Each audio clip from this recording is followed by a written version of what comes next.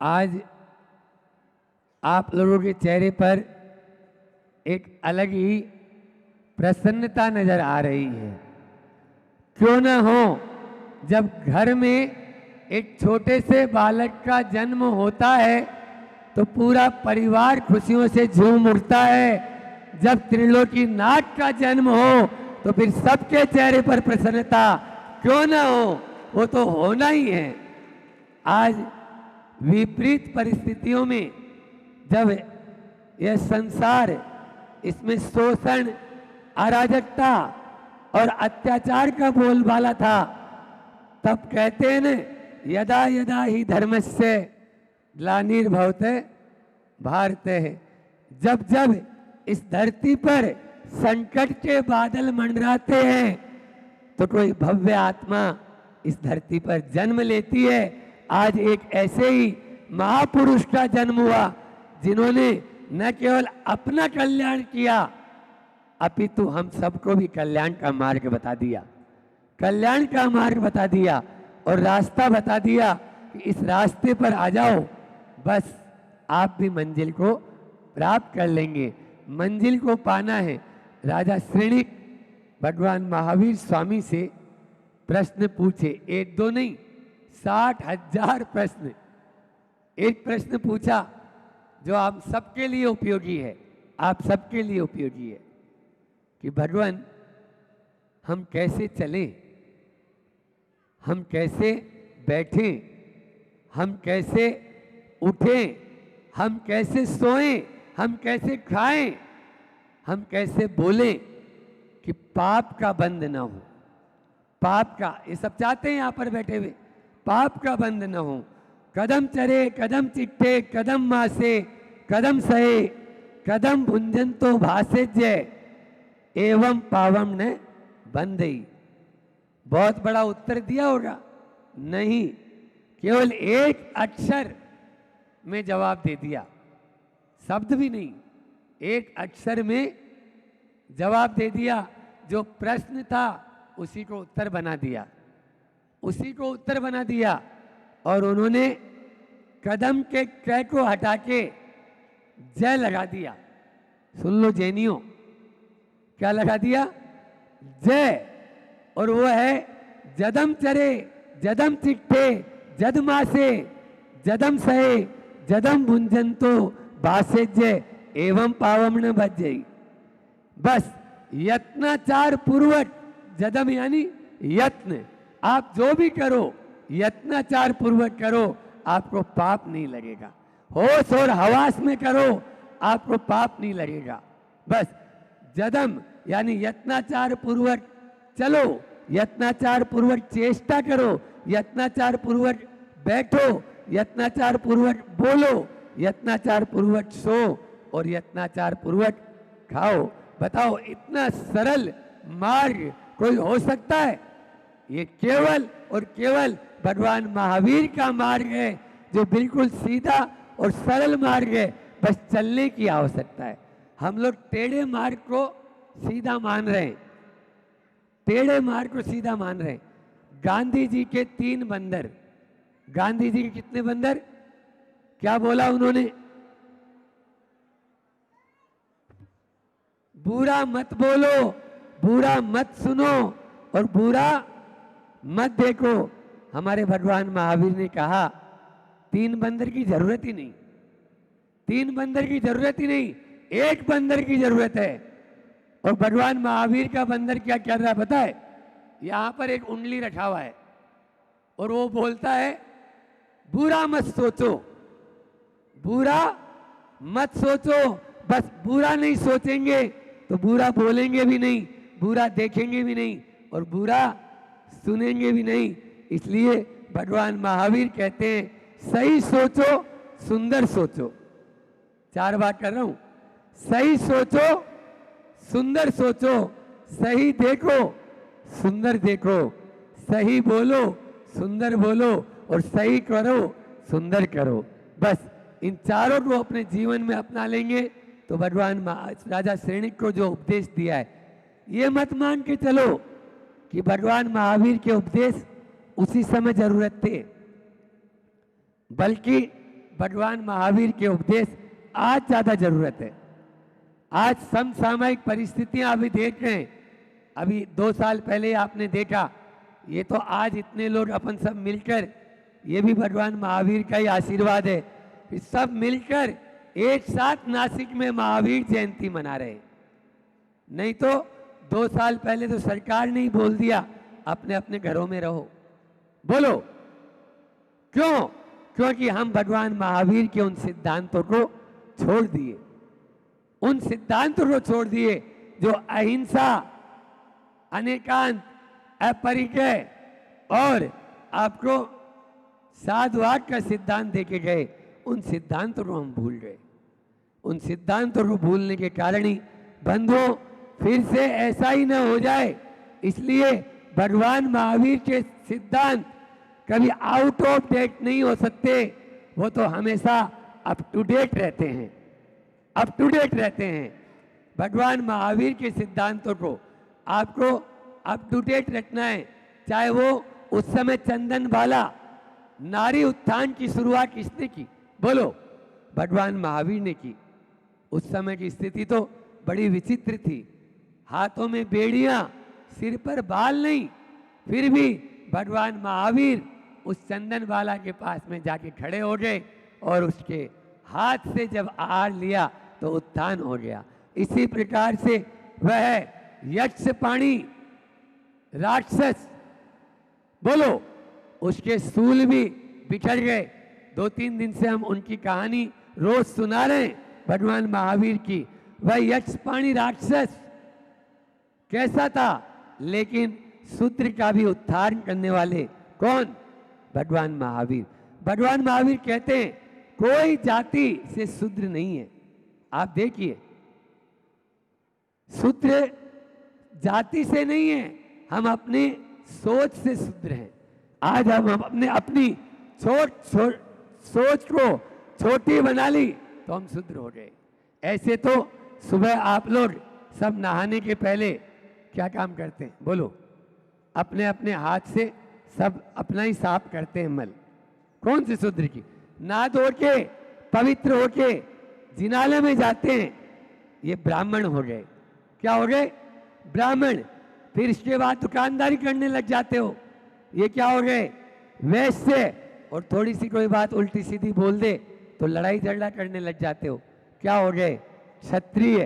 बोलो, एक ही आदमी में चारों हैं, चारों हैं। हमारा ये देह है अपवित्र है, अपवित्र। शूद्र क्या काम कर रही है? देह से हम शूद्र है और मन से हम वैश्य। बढ़िया गिरी। माप तोल करते हैं, कोई छोटा सा नियम भी हो तो आप लोग बोलते हैं महाराज साहब थोड़ा कम कर दो ना। ये मन की परिणति, हर काम में थोड़ा कमती बेसी करना, ये मन की परिणति। ये क्या है? वैश्य। और उसके बाद में आत्मा से हम क्षत्रिय हैं, कुछ नहीं। बणिये का ध्यान, हमारे गुरुजी बोलते हैं, बणिये का ध्यान डंडी पर रहता है और क्षत्रिय के हाथ में तलवार। वो 1 मिनट में सब सीधा कर देता है। इसलिए आत्मा से हम क्षत्रिय हैं और यदि परमात्मा को पाना चाहते हो तो देवालय में चले जाएंगे और भगवान के दर्शन करेंगे। यह ब्राह्मण बनने पर ही हम अपने आप को समर्पित कर सकते हैं। इस प्रकार से हमारे भीतर ये चारों वर्ण हैं, ये भगवान महावीर ने हमको शिक्षा दी है। इस प्रकार से सबसे पहला उनका सिद्धांत अहिंसा का सिद्धांत। आज अहिंसा परमो धर्म की जय तो बोल रहे हैं सबने, जियो और जीने दो। भगवान महावीर स्वामी का दिव्य संदेश बोल लो एक बार। भगवान महावीर का क्या संदेश? मुझे ऊंचा सुनाई देता है। भगवान महावीर का क्या संदेश? बहुत बढ़िया। त्रिशलानंदन वीर की। ये महावीर स्वामी के 4 अक्षर हैं, जियो और जीने दो। मैं तो ये कहता हूं ये 4 अक्षर नहीं है, ये 4 वेद हैं, ये 4 वेद हैं, ये 4 अनुयोग हैं और ये चारों धाम हैं जो भगवान महावीर स्वामी का यह संदेश हमें प्राप्त हो रहा है।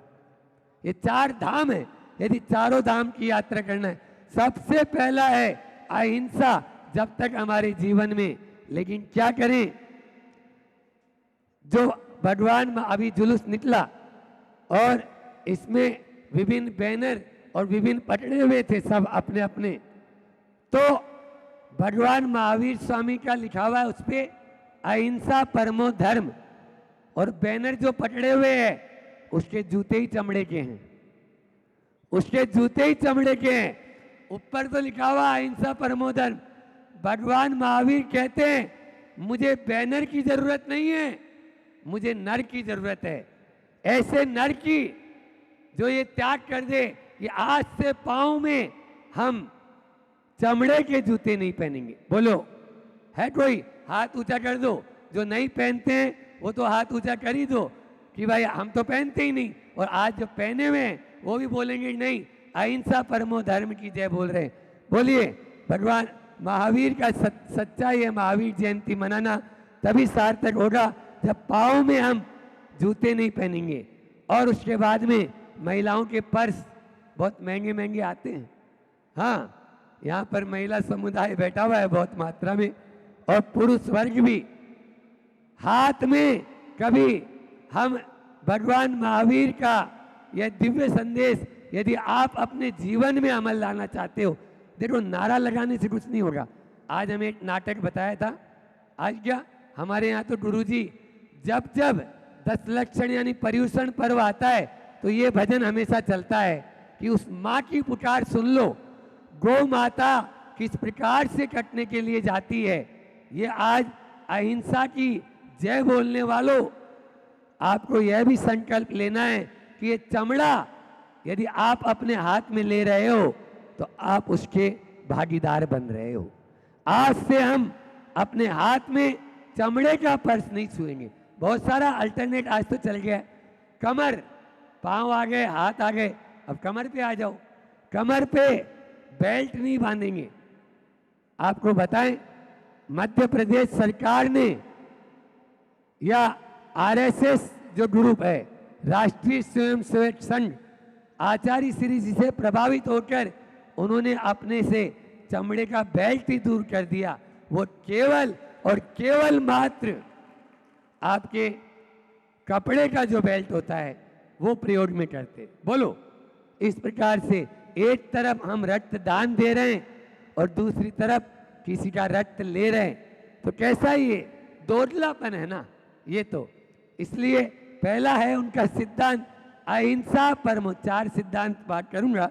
अहिंसा परमो धर्म, जिस अहिंसा परमो धर्म में जीवो और जीने दे का सिद्धांत है, इसमें इसी प्रकार से खान पान में भी हमने अशुद्धि ले ली। आज फास्ट फूड के नाम पर आपके घर में क्या क्या आ रहा है? बोलो, क्या कभी आपने विचार किया? मैंने बोला ना, एक बंदर को ध्यान दे लो बस। आप वो बंदर यदि याद रखेंगे ना तो ये तीनों बंदर अपने आप सही हो जाएंगे आपके।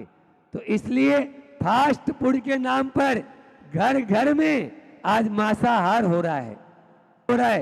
यदि आप वास्तव में जैन हैं और भगवान महावीर को मानने वाले हैं तो फास्ट फूड का तो त्याग करना ही चाहिए। Junk food, fast food, bakery item, cold drinks, ice cream, क्या है ये? आज लाइफ स्टाइल ही बदल गई। अरे हमारे भारतीय संस्कृति में क्या व्यंजनों की कमी थी? बोलो, एक से एक बढ़कर रसगुल्ला खाओ, है ना? हाँ, मालपुआ खाओ, कौन मना कर रहा है? आप काजू कतली, बादाम कतली, कितने व्यंजन, हजारों व्यंजन बन सकते हैं जो आपकी सेहत के लिए भी। आज बीजेएस, भारतीय जन संगठन, यहाँ पर कैंसर का शिविर लगा हुआ है बाहर। यहाँ पर बोलो 2000, ये विज्ञान बोल रही है, महाराज साहब नहीं बोल रहे। 2025 में 3 में से 1 को कैंसर होगा। बोलो, अभी कौन सा साल चल रहा है? ये केवल मात्र 2 साल बचे हैं। और ये घोषणा 2020 में जब हमारा इंदौर में चातुर्मास था तब ये मैंने पढ़ाया था किसी ने कि देखो महाराज जी ऐसा होने वाला है। बोलो, आंखों में पानी। कैंसर की ट्रेन चल रही है। क्यों? क्योंकि फास्ट फूड, जंक फूड के नाम से क्या क्या खा रहे हो। अभी कोरोना ने थोड़ा छुड़वाया था, लेकिन फिर वापस चालू हो गए। हाँ, फिर वापस वही। ये जीभ है ना 2.5 इंची की, 2 इंची की, उतरी घाटी और हुई माटी। बोलो, कहाँ आपके साधु नमक और मीठा तक नहीं ले रहे, और कहाँ आप जा रहे हो। आप देखिए, कहाँ आपके साधु दोनों बैठे हुए हैं, हरी सब्जी हरे फल नहीं लेते। बोलो, एक उपवास चल रहा है, नमक मीठे का 20 साल से त्याग है, फिर क्यों आप किधर जा रहे हैं? क्या इस जीव के चटोरे हैं क्या आप? मैं तो कहना चाहता हूं, भगवान महावीर का यह अहिंसा परमो धर्म जो आपका सिद्धांत है, उस सिद्धांत की जयकारा बोल रहे हो, तो उसको उतारने की भी आपको जरूरी है। तभी आप अपने इस भगवान महावीर की जयंती मनाना। फिर दूसरा सिद्धांत 4 है, आया तुला पयासु। भगवान महावीर कहते हैं, जैसी आत्मा तेरी है वैसी आत्मा सारे जीवों की है। आया तुला पयासु। पर भगवान महावीर ने कभी ये नहीं कहा परस्परो परो जैना नाम। बोलो, आप लोगों के देखो सबकी शर्ट पे लगा हुआ है ये चिन्ह, और नीचे लिखा हुआ भी है। क्या लिखा? बोलो, काला साहब बताएंगे। लिखा हुआ है, देख लो, परस्परो परो जीवानाम।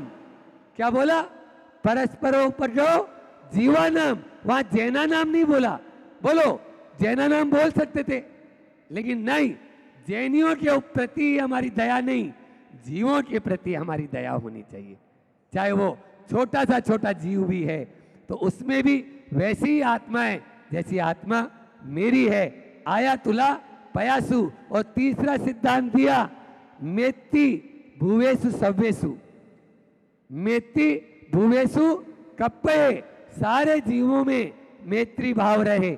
आप मेरी भावना में पढ़ते हो, मैत्री भाव जगत में मेरा सब जीवों से नित्य रहे। एक दिन नहीं, एक घंटा नहीं, बोलो, श्वास श्वास में मैत्री भाव होना चाहिए। तभी हम भगवान महावीर की इस जन्म कल्याण को सार्थक मानेंगे। और अंतिम सिद्धांत दिया उन्होंने, वसुदेव कुटुंबकम। वसुदेव कुटुंबकम। उन्होंने ये नहीं कहा, एक बात और बता दूं, परिवार में प्रेम लाना चाहते हो तो भगवान महावीर को याद करो। परिवार में प्रेम लाना चाहते हो, भगवान महावीर स्वामी के सिद्धांतों को याद करो। समाज में समरसता लाना चाहते हो, भगवान महावीर स्वामी को याद करो। और राष्ट्र में अखंडता लाना चाहते हो, भगवान महावीर स्वामी को याद करो।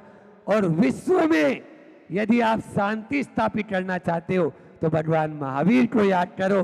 तभी विश्व में शांति स्थापित हो सकती है, अन्यथा स्थापित नहीं हो सकती है। इसलिए भगवान महावीर स्वामी के सिद्धांत उस समय भी बहुत जरूरत थे और आज भी उतने ही जरूरत है। मैं तो कहता हूं, राम ने रावण को मारा, राम ने रावण को मारा, और कृष्ण ने कंस को मारा, लेकिन भगवान महावीर ने इन दोनों को मारा। भगवान महावीर ने इन दोनों को मारा। कैसे मारा महाराज जी? और मारने की बात कर रहे हैं आप हिंसा की यहां तो बात ही नहीं है। नहीं, भगवान महावीर ने राग और द्वेष के रावण को मारा और आपके कसायों के कंस को जीत लिया। इसलिए भगवान महावीर ने रावण को भी मारा और कंस को भी मारा। वैसे भी भगवान महावीर का आप देखिए, महावीर में दोनों समाहित है। अंतिम अक्षर क्या है? र यानी रा, और पहला अक्षर मैं, यानी भगवान महावीर राम का प्रतिनिधित्व कर रहे हैं कि राम ने जो आदर्श प्रस्तुत किया वह भगवान महावीर का आदर्श था, वह भगवान। इसी प्रकार से राष्ट्रपिता महात्मा गांधी ने अहिंसा के सिद्धांत के वो नायक हो सकते हैं, लेकिन अहिंसा का जो आगाज किया वो भगवान महावीर ने किया, जिसके माध्यम से हमें आज़ादी की प्राप्ति हुई, स्वतंत्रता की प्राप्ति हुई। इस प्रकार से भगवान महावीर 4 बात कह के यह अंतिम अपनी वाणी को विराम दूंगा, क्योंकि अभी महाराज जी को अपन को सुनना है कि भगवान महावीर ने हमें कभी भी, अभी माता जी साध्वी जी बोल रही थी महाराज साहब कि भगवान महावीर ने कभी भी ही की बात नहीं की, उन्होंने भी की बात की। जहाँ पर अडामेंट है वहाँ लड़ाई है, और जहाँ एडजस्टमेंट है वहाँ पर समझौता है, वहाँ पर समझौता है। आज ये माहौल देखकर बहुत मन प्रसन्न हो गया, क्योंकि एक दूसरे से मिलकर चलेंगे तभी हम आगे बढ़ पाएंगे। मैं तो कहता हूँ हमेशा इसी प्रकार से आप लोग, यहाँ तो नासिक का सुना हमने कि हमेशा एक साथ यहाँ यह जुलूस निकलता है, ऐसा ही जुलूस हमेशा निकलता रहना चाहिए, जिससे एक दूसरे, चाहे हम दिगंबर हों, चाहे श्वेतांबर हों, चाहे तेरापंथी हों, चाहे स्थानकवासी हों। रविंद्र जैन की ये पंक्तियाँ आज के संदर्भ में बिल्कुल सार्थक है। हम नहीं दिगंबर श्वेतांबर तेरापंथी स्थानकवासी, हम एक धर्म के अनुयायी, हम एक धर्म के विश्वासी, हम एक धर्म के विश्वास करने भगवान महावीर को मानने वाले हैं। इसलिए हमारा यह एकता और अखंडता इसी प्रकार से आगे बढ़ती रहनी चाहिए। बहुत सारे ग्रुपों ने अपना काम किया, तो महावीर का मैं कहता है मनन करो। हमने जो इतनी बात बोली ना अभी, महावीर का मैं कहता है मनन करो, और महावीर का हाँ कहता है हिम्मत मत हारो, हिम्मत मत हारो। महावीर का वी कहता है हमेशा वीर बनो, और महावीर का रह कहता है रहम करो। रहम करेंगे अपन, अपने दिल में रहम ले लेंगे तो निश्चित रूप से अहिंसा का भी पालन होगा, अपनी आत्मा का भी कल्याण होगा, और जैसी आत्मा का कल्याण होगा हम परमात्मा बनते देर नहीं लगेगी। हम सब परमात्मा बने और महावीर के उन पद चिन्हों पर चलें। इसी बात को कहते हुए मैं अपनी वाणी को विराम देता हूँ, और महावीर ने जिन सिद्धांतों को बताया, सर्वोदय तीर्थ की स्थापना की, उसी को हम पालन करें। बोले अहिंसा परमो धर्म की। आचार्य गुरुवर विद्यासागर जी। चारित्र के ऊपर, आचरण के ऊपर विगत दिनों से अपनी चर्चा चल रही है। उस चारित्र में अपन ने कल बात करी थी कि आखिर चारित्र है क्या, तो 2 लाइन में उसको मैंने कहा था कि अपने अंतःकरण की अदालत, अपने अंतःकरण की अदालत में मानो निर्दोष साबित हो, और जगत की अदालत में मानो विश्वास पात्र साबित हो, वह है चारित्र। वो क्या है? वह है चारित्र। और उसमें और मैंने यही बात बोली थी कि शरीर को भी बलवान बनाया जा सकता है पथ्य आदि के पालन से। संपत्ति के क्षेत्र में भी व्यक्ति महान बन सकता, पैसे वाला बन सकता पुरुषार्थ के माध्यम से, लेकिन चारित्र को बरकरार रखने के लिए दम निकल जाता है। क्योंकि जब प्रलोभन आते हैं तो प्रलोभन के सामने आदमी घुटना टेक देता है और चारित्र से भ्रष्ट हो जाता है। बहुत कठिन होता है। मैंने कल भी कहा था कि सिंह के समूह के बीच में घिरा हुआ हिरण भी निकल सकता है, मगरमच्छ के मुंह में फंसा हुआ वो पैर भी आप निकाल सकते हो, खूंखार गुंडों के बीच में वो महिला भी अपने आप को बचा सकती है।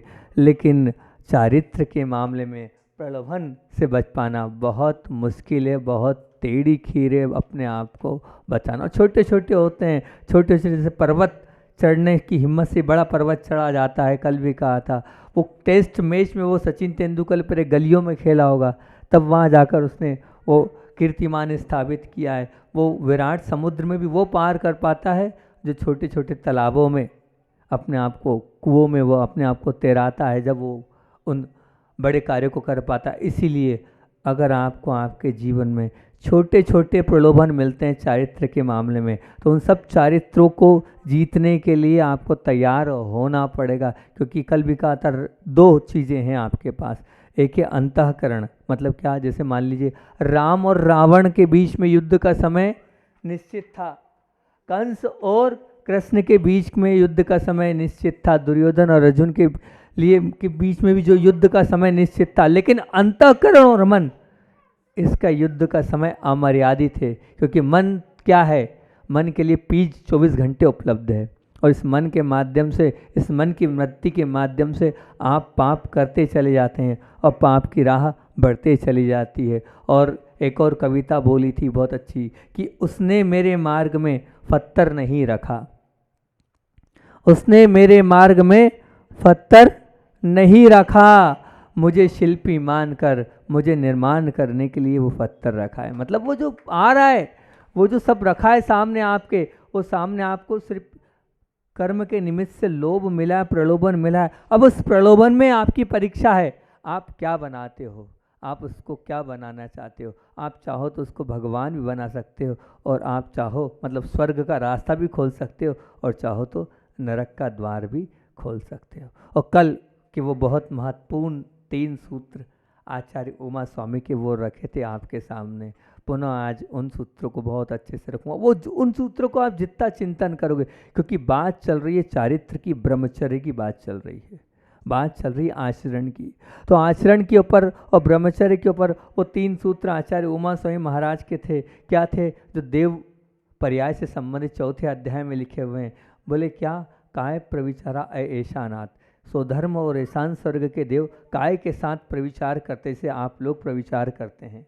और फिर उसके बाद का जो सूत्र था वो महत्वपूर्ण है आप सबके लिए, वो उसको आप बार बार चिंतन करो। हर गृहस्थ के लिए, हर पुरुष के लिए, हर स्त्री के लिए वह सूत्र बहुत महत्वपूर्ण है। क्या है?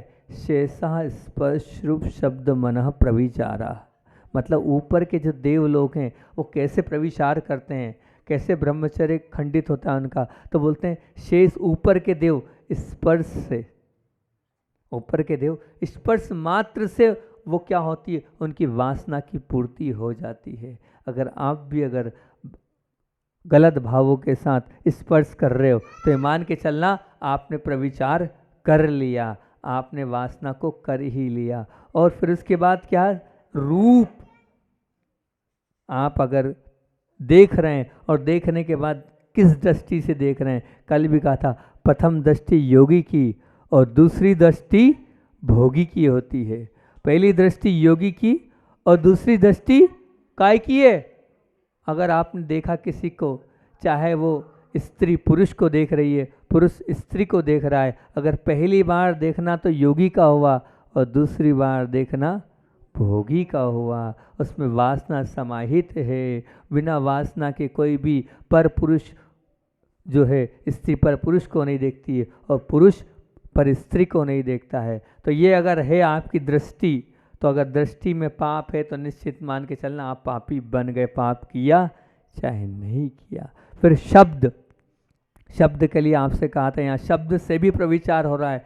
मतलब अगर आप बात भी कर रहे हैं और बात में थोड़ा बहुत भी राग भाव है तो क्या है, वो कुल मिलाकर आपने प्रविचार कर लिया, अपने ब्रह्मचर्य को खंडित आपने कर लिया। ये आचार्य उमा स्वामी कह रहे हैं कि आप सब बातचीत, आज घंटों घंटों बातचीत चल रही है, आखिर पर पुरुष से बात क्यों, आखिर पर स्त्री से बात क्यों, और पर पुरुष और पर स्त्री से बात करने का क्या उद्देश्य है। आप बात कर रहे हैं, इसका संबंध रख रहे हैं, व्यवहार बना रहे हैं, मतलब आपका ब्रह्मचर्य खंडित हो रहा है। ये मान के चलना, बिल्कुल मान के चलना, आप पाप के भागी हैं, आपकी पवित्रता समाप्त होती जा रही है।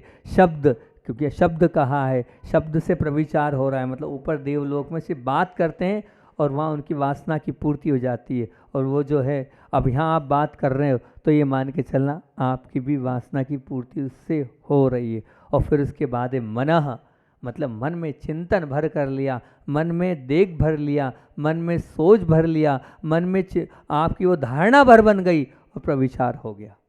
तो जब वहाँ हो रहा है तो यहाँ भी हो रहा है, इस बात को ध्यान रखना। इसलिए कहा शेषा स्पर्श रूप शब्द मनः प्रविचारा, इनसे प्रविचार हो रहा है और आपका ब्रह्मचर्यवत खंडित हो रहा है, आपकी पवित्रता खंडित हो रही है, आपकी निर्मलता खंडित हो रही है। आप विचार कर लेना आपकी दृष्टि कैसी है, आप कहीं इस ओर तो नहीं जा रहे हैं। आपने भले ही शरीर से प्रविचार नहीं किया, लेकिन मन आपने खराब कर लिया, शब्द से आपने खराब कर लिया, रूप आपने देख लिया, स्पर्श आपने कर लिया, मतलब प्रविचार आपने कर ही लिया। और मैं तो यहाँ तक कहता हूँ, आज आपके पास जो मोबाइल है, उस मोबाइल में किस किस प्रकार के दृश्य आते हैं ये तो आप ही जानते हैं, मैंने तो नहीं देखा लेकिन सुना है। वो जो दृश्य आते हैं उन दृश्यों के माध्यम से आप उन दृश्यों को देखते हैं तो क्या हो रहा है, उन दृश्यों के माध्यम से भी आपका वो जो चारित्र है वो खंडित होते जा रहा है। आप वो जो मूवीज़ देख रहे हैं, जो पिक्चरें देख रहे हैं, उनमें जो दृश्य देख रहे हैं, उन दृश्यों के माध्यम से भी क्या हो रहा है, आपका ब्रह्मचर्य खंडित हो रहा है, आपका चारित्र समाप्त हो रहा है। इसलिए बहुत सोच समझकर अपनी दृष्टि में अगर आपके इतने अध्यात्म हैं, इतना वैराग्य है और इतने आप बिल्कुल प्रबल हैं तो ही देखना, अन्यथा आपकी दृष्टि निश्चित तौर से भोगी की दृष्टि बन जाएगी, योगी की दृष्टि नहीं रहेगी। इन विषय पर अपन ने कल चर्चा करी थी। अब आगे और इसी को अपन आगे बढ़ाते हैं, क्योंकि कल मैंने कहा था मात्र आँख खुली होने से सामने मौजूद पदार्थ या व्यक्ति नहीं देखे जा सकते, क्योंकि अंधेरे में अगर आप आँख खोल भी लोगे तो कुछ दिखेगा क्या, नहीं देख पाओगे। आप अंधेरे में कुछ है तो भी नहीं देख पाओगे। उसके देखने के लिए आपको क्या चाहिए, प्रकाश चाहिए। उस प्रकाश की ज़रूरत पड़ती है और प्रकाश के माध्यम से ही आप देख पाओगे। उसी प्रकार प्रकाश की उपस्थिति, खुली आँख, दोनों के सारे आप उस सामग्री का दर्शन, उस व्यक्तित्व का दर्शन कर पाओगे। तो माना कि जीव ज्ञानवान है, उसे दुनिया के अनेक पदार्थों की समझ है, पाप पुण्य की व्यवस्थित जानकारी है, परंतु सबकी जानकारी के बावजूद भी यदि ज्ञान के अनुरूप आचरण होगा तो ही वो ज्ञान काम का है। वो प्रकाश आपका ज्ञान है। अब वो सब कुछ हम बता तो रहे हैं, लेकिन बताने के बाद जब जीवन में उतारोगे तभी वो आचरण में उतरने वाला है। कहते हैं कि समझ के अनुरूप जीवन ना हो और बोध के अनुरूप वर्तन ना हो तो उसे ज्ञानी क्या कहें हम। समझ के अनुरूप जीवन ना हो और बोध के अनुरूप वर्तन ना हो तो उसे ज्ञानी कहने का कोई अर्थ नहीं, वो ज्ञानी है ही नहीं। आप सब समझ रहे हो, आप सब विचार कर रहे हो, आप सब मान भी रहे हो, लेकिन जीवन में उतार नहीं रहे हो, कोई मतलब नहीं, कोई सार्थकता नहीं, कोई मत। आप सुन तो रहे हो लेकिन सुनने के बाद उसको निकाल रहे हो, आपको वो सुनने का कोई भी सार्थकता नहीं। सुनो, जानकारी लो, लेकिन मानो भी। जैसे मान लो गधे ने चंदन की लकड़ियों का गट्ठर शरीर पर उठाया, परंतु वह चंदन की सुगंध से वंचित ही रह गया ना। उसने क्या समझा ये चंदन है कि क्या है क्या नहीं है, कुछ नहीं। मान लीजिए कोई मजदूर है, वो अपनी पीठ पर एक बोरी शक्कर की उठाए, परंतु शक्कर की मिठास क्या उसके जीभ पर आएगी क्या, नहीं आएगी। उसके मुंह पर शक्कर की मिठास, शक्कर की मिठास तो कब आएगी, जब वो उसका स्वाद लेगा। तो अब मैं यहाँ बहुत सुना भी रहा हूँ, सुनाने के बाद आप उसको जीवन में उतारोगे तभी उस सुनने का, उस समझ का उपयोग होगा, तभी उस मिठास का उपयोग कर पाओगे, अन्यथा नहीं। उसमें बता भी रहा हूँ कि गलत दृष्टि से मत देखना। एक बार की दृष्टि योगी की, दूसरी बार की भोगी की, उसके बाद भी अगर आपकी आंखें नियंत्रित नहीं है और आप अपनी आंखों के साथ अगर नियंत्रण नहीं रखोगे तो पाप बनता चला जाएगा। आचार्य भगवंत हमारे हमेशा बोलते हैं कि हमेशा अपनी दृष्टि साईवान रखना। साईवान समझते हो, नहीं समझते? साईवान किसको बोलते हैं? शैलेश जी, साईवान समझते हो? साईवान का अर्थ ये होता है, आप घोड़े को देखना। घोड़े को देखा है आपने? तो घोड़े को अगर आपको चलाना है तो चलाने के वहां पर दो ऐसी बांधते हैं। आप देखना ध्यान से, कभी शादी तो हुई ना शैलेश जी आपकी? नहीं हुई? तो घोड़े पे बैठे होंगे ना, देखना वो तभी चलती है जब वो दो उसकी पट्टी लगी रहती है। आचार्य श्री जी कहते हैं कि आप अपनी दृष्टि उस घोड़े की तरह होनी चाहिए, साईवान, बिल्कुल नीचे देखो, काम की चीज़ देखो, बाकी कुछ अपने को देखना ही नहीं। घोड़ा उतना ही देखता है जितना उसको चलना है। बोले जिसके जीवन में साईवान की दृष्टि होगी उसका जीवन उत्कृष्ट होगा। आप अपने चारित्र को निर्मल करना चाहते हो तो साईवान दृष्टि रखो, क्योंकि सबसे ज़्यादा पाप इन आँखों से होता है। सबसे ज़्यादा, आचार्य जी कहते हैं सबसे ज़्यादा पाप इन आँखों से होता है। इन आँखों के माध्यम से ही हम पाप के भागी बनते चले जाते हैं। करना है नहीं, होना है नहीं, लेकिन देखते हैं और देखने के बाद फिर मन को अपने खराब कर लेते हैं और उसके माध्यम से अपनी पाप की लीला बढ़ती चली जाती है। इसलिए साईवान दृष्टि रखो। और आचार्य एक और बोलते हैं, थर्ड बटन सी। थर्ड बटन सी। जब आप कॉलेज में जाते हो ना, तो कॉलेज में जब जाते हैं तो वहाँ पर रैंकिंग ली जाती है ना। बड़े लोग छोटे की रैंकिंग लेते हैं तो सबसे पहला सूत्र कॉलेज में जब जाते हैं, थर्ड बटन सी, मतलब क्या, अपनी तीसरी बटन को देखो, हमारी निगाह से निगाह मत मिलाओ, हमारी निगाह से निगाह मत मिलाओ, आप छोटे हो हम बड़े हैं। तो ध्यान रखना, जिसके जीवन में थर्ड बटन सी, मतलब हमेशा वो नीचे देखकर अगर रहेगा तो उसका जीवन पवित्र मंगलमय बनेगा। हमने आचार्य श्री जी को देखा हैगा, आचार्य श्री के पास आप जब भी जाओगे तो वो हमेशा नीचे ही देखते रहेंगे, हमेशा नीचे देखते रहेंगे। वो उनकी दृष्टि कभी ऊपर, वो तो पुण्यशाली जीव है जिन पर दृष्टि पड़ जाती है। वो तो क्या है, पुण्यशाली जीव है जिन पर दृष्टि पड़ जाती, जिन पर दृष्टि पड़ गई मतलब समझना उनका कल्याण हो गया, उनके तो क्या हो जाएगा, उत्कृष्टता आ गई जीवन में। जब हम छोटे थे तो हम, याद आ गई आपको, हम बताते, जब हम छोटे थे तो आचार्य भगवान का चतुर्मास मुक्तागिरी में हो रहा था, 1992 की बात होगी, हम बहुत छोटे थे। अब जो हम अपनी पूर्वावस्था में अपनी नानी के पास रहते थे, तो वो जब नानी के पास रहते थे, दशहरे की छुट्टी लगी, तो दशहरे की जब छुट्टी लगी तो दशहरे की छुट्टी पे वो शिक्षिका थी और हम उन्हीं के पास पढ़ते थे। तो उन्होंने कहा अपन यहाँ पर मुक्तागिरी है, खंडवा के पास में ही है वो मुक्तागिरी, वहाँ चलना है। तो मैंने, क्यों, काय के लिए चलना है? बोले छुट्टियाँ लगी है, वहाँ पर उनकी ससुराल पक्ष से चौका आया था, अजमेर से चौका आता था प्रतिवर्ष, बोले वहाँ चौका आया है तो वहाँ चलना है अपने को दशहरे की छुट्टियों में, वहाँ पर आचार्य श्री के आहार देंगे और बहुत अच्छा रहेगा। तो हमें ऐसा लगा कि वहाँ जाना तो है, लेकिन वहाँ जाके करेंगे क्या? पहले छुट्टी ऐसी थोड़ी 2-3 दिन की होती थी, पहले 15-15 दिन की छुट्टी होती थी। तो 15 दिन की छुट्टी, वहाँ कुछ मिलेगा नहीं, कुछ होगा नहीं, और वहाँ ये ले जाने का बोल रहे हैं, क्या करेंगे वहाँ चल के? तो हमने उनसे कह दिया हमारे बस की नहीं है, ना वहाँ क्रिकेट मिलेगा, ना वीडियो गेम मिलेगा, ना टीवी मिलेगी, वहाँ क्या मिलेगा, हम नहीं जाएंगे। तो उस वक्त वो शब्द आज भी मेरे कान में विद्यमान है, जबकि बहुत छोटा था मैं, लेकिन वो शब्द आज भी मेरे याद है, मेरे को हृदय में उतरा हुआ वो शब्द है, उस शब्द से मैंने मन बनाया था। तो वो हमसे बोलती हैं, बोले बेटा वो चलते फिरते तीर्थ हैं,